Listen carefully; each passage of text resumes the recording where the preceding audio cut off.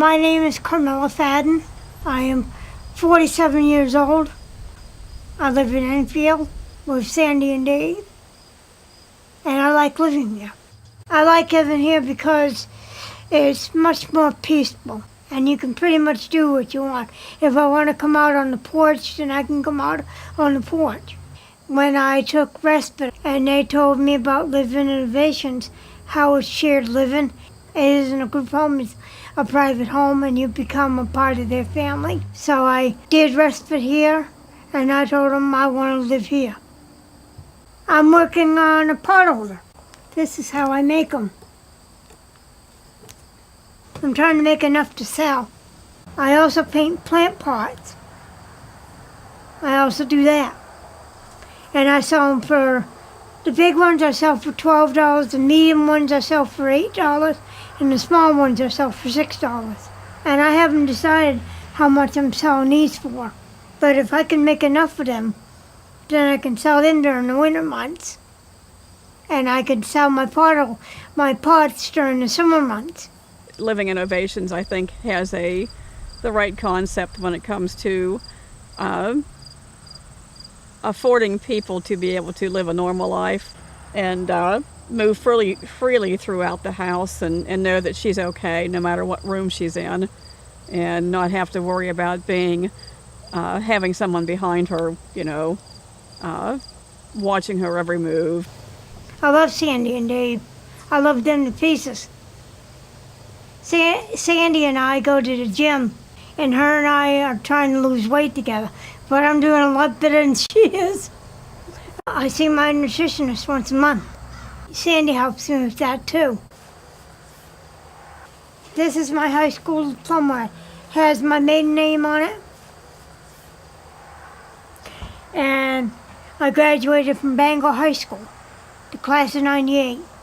And I got an extra credit I did a Harriet Tubman report for extra credit. That's how I graduated from Bangor High School. And I enjoyed it. I like to go into town, and when I get my spending money, I like to buy things with it. But I'm trying to save up to go to Nashville. I do help out. I help out with cooking. I helped make muffins today. I put them in the tins, or Sandi put them in the oven, and I closed the oven. I do love the dogs. They are a big part of my life. They've been a big part of my life since I moved in. Molly slept in my room the first night I stayed here. She slept in my room because I felt a little uneasy, and when I first came, I felt a little uneasy.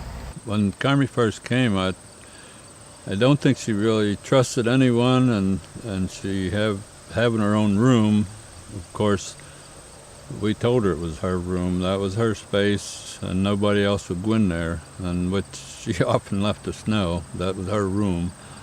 But as time went on, we got, if I needed to go in, I always asked her permission to go in her room, which she would usually accept okay, and if I didn't, Sandi would come and ask her that, if I had to go in and fix something, that it'd be okay to go in and fix, and of course she would okay it. But now she's getting to the point where she don't even lock her door. So, her door's open half the time, so she's evidently getting a little better on the trust issue. When I first met Dave and Sandi, I wanted to know if they had pets and whether I could have them too. I wanted to know if I could have my own room and have some of my stuff here.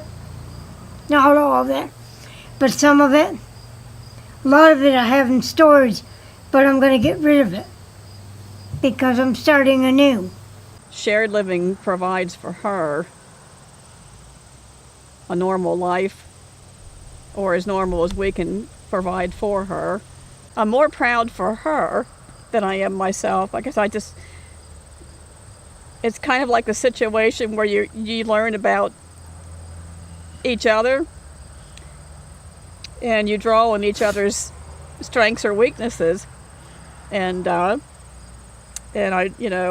it's just it's like her bedroom, just like her bedroom door. We had a situation where she was really upset when she first came because I wouldn't give her that extra key. And I, she said, well, why, it's my room. Why can't I have that extra key? What do you need it for? And I said, well, Carmie, I said, I'll put it this way. If there's ever a fire and we can't get into your room, you'd be gone. And I said, so, in an emergency, and if you would fall, or if this house would catch fire, God forbid, but if we can't get into that room, how are we going to help you? And she just looked at me and she said, you would do that. And you kind of had to sit back a little bit because it's you look at that, and I'm thinking in my head, well, why wouldn't you? I feel like this is my home. And I feel like I'm part of a family. And family's important to me. What's left of my family. This is my home. This is my home.